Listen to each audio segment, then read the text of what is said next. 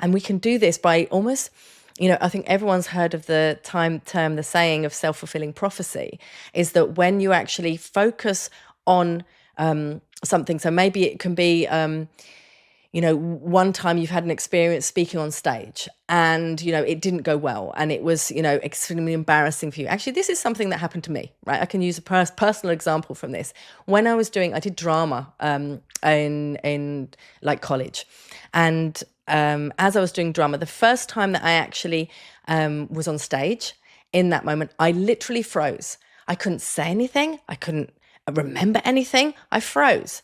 And that was extremely traumatic because everyone was watching me. I found myself getting more and more embarrassed. I found myself panicking in that moment. So it was an extremely highly charged situation. And then for many, many years afterwards, I just would say, I can't do public speaking. I'm not good at public speaking. I can't speak in front of people. And that created its own mantra, right?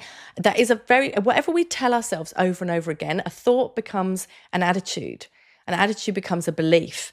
And then a belief becomes a perspective of the world. So you're there with that perspective. So I told myself over and over again that this was what I was, I was that kind of person. I just can't speak in public because of that really traumatic experience. And every time I thought about standing up, if I was, in a group and I had to speak, I would straight away, it was like an unconscious reaction. My nervous system in that moment created something called we've got something called the reticulating activating system, which is a bunch of nerves at the back here that when you're younger, behaviors and survival mechanisms are created.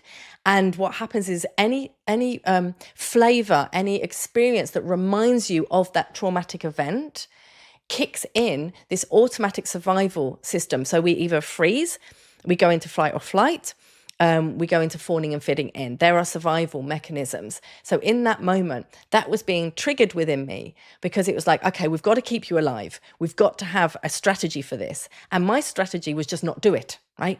Don't go there. It's dangerous to speak in public. It's dangerous to speak in front of people.